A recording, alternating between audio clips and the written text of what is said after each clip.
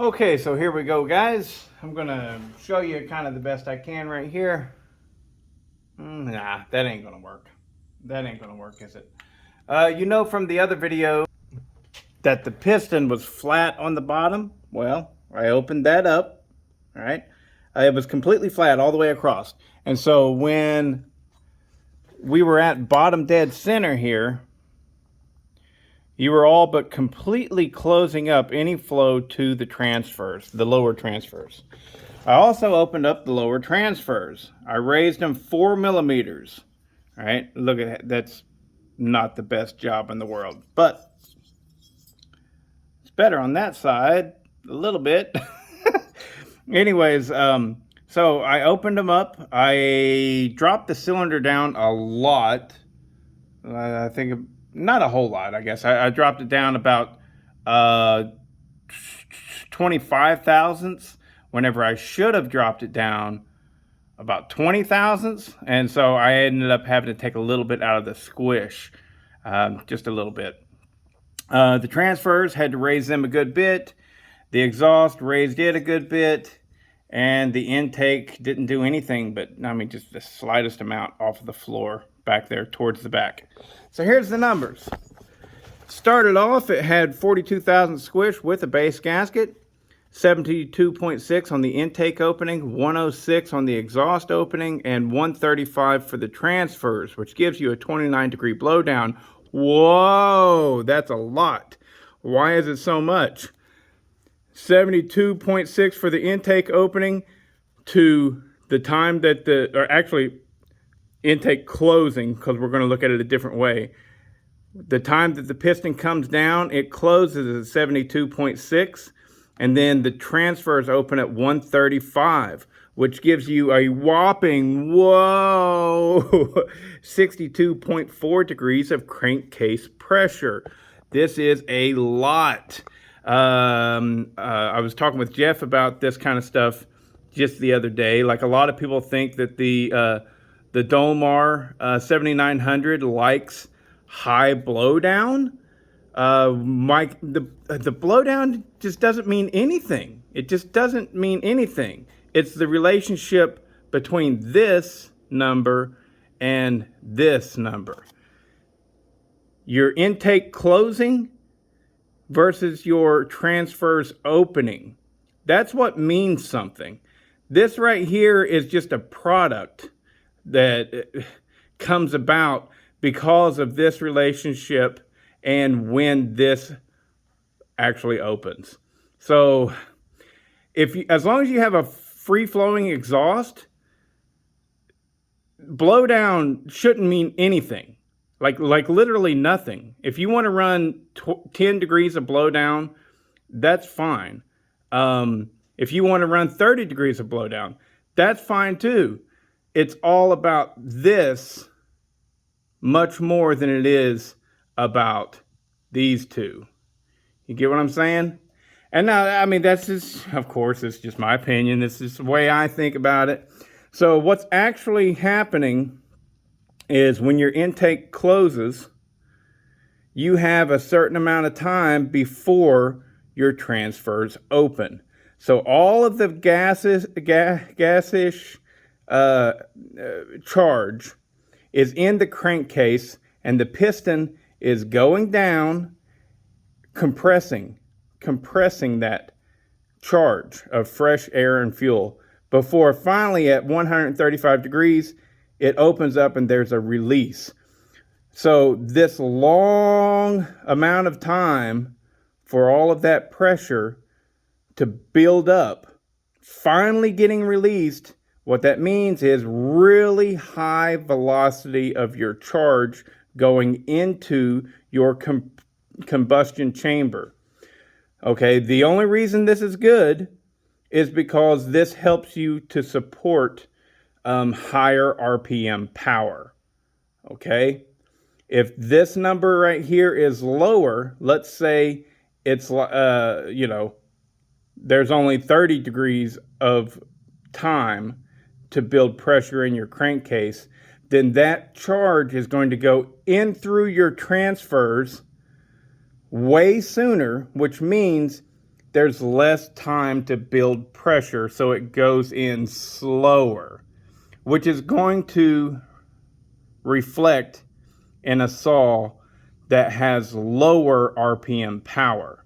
This saw right here with the high crankcase pressure reading, right, amount of time to compress that charge, should have very good high RPM power. Of course, there are other factors that come into play. This is just one, right? But this is the way I have learned to look at the relationship between your intake time and your transfer time. I literally have stopped caring at all about this blowdown. Now, some people might be able to convince me that this is still important, and I am open to learning. I don't want to act like I know it all, because I don't. This is just my current state of mind and the way I am seeing the relationship of all these port timings. And I'm seeing that this blowdown number, as long as you have a free-flowing exhaust, right? The exhaust can get out easily. Then this doesn't make any difference whatsoever. This could be another reason why Dolmar wanted to run a high blowdown, because they knew that they had a very corked up exhaust, and in order to meet EPA requirements, right? They have a really corked up exhaust, which means it takes a lot of time for that exhaust to get pushed out, and therefore they needed the longer blowdown. So this could be just simply a byproduct of them knowing that their muffler was going to suck, okay? So anyways, here we go. Moving on. What I ultimately came up with, let's just skip all this. This is the machine work and stuff, and where I got too low of a squish. So I took some out of the squish band in order to give me a 25 thousandth squish, because I had lowered the cylinder too much. All right. So now at this point, what we have is a 25 thousandth squish. We have 78 on the intake opening, 100 degrees on the exhaust, which I blew past it. I was going for 102, but it should be good. This saw has a 35 millimeter stroke, and it should be able to carry a 100 degree exhaust opening. And then the transfers open at 126. We still got a lot of blowdown, you see. We still got that. And we've got 48 degrees of crankcase pressure. Why did I decide to go with such a high crankcase compression or crankcase pressure number, right? Well, stock was super high, so I took that, I bared that in mind, and I realized that the way they've got this thing set up with the transfers like that, I don't think that they're going to flow very well. Now, if I open them up too much, then I'm increasing too much volume, and I'll have losses in velocity for that. So I wanted to keep my velocity high enough.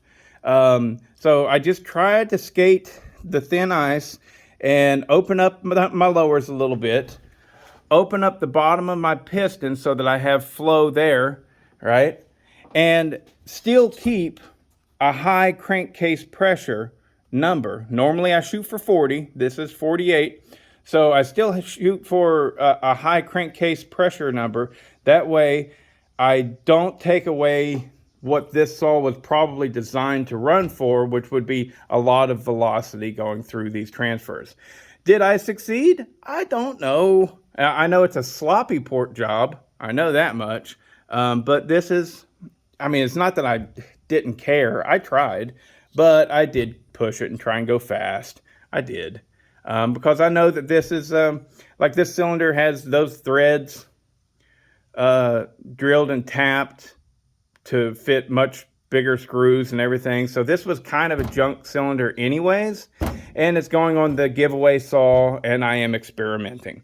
I did have to, these are little, what do you call these? Oh, I forget. These are like little compression dowels. There's a name for them. I forget it, but they're split. You can see the mark right there. So they're kind of spring, they want to spring outwards. They're pressed in, but they came out easily enough. But I did have to grind them down a little bit. They were a little bit too long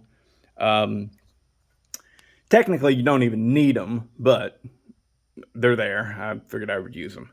All they do is keep the cylinder in the right spot before you put the bolts in, because the bolts will hold it in the right spot.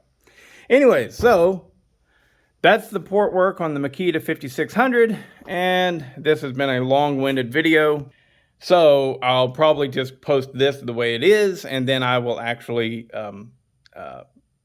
post a separate video of how it runs. Maybe that'll be the video for the giveaway. I don't know. Keep your eyes out on the videos for this Makita 5600 if you want to win it. If I had to guess, I would guess that, you know, this saw is going to really run good. But it's just a guess. I'm just guessing at this. Nobody has given me any knowledge on these whatsoever. I'm just shooting in the dark. I mean, but I do have my own amount of knowledge, and so I think that it's going to work well. That's why I did what I did. I think it's going to work well. So we'll see. And until next time, check you later.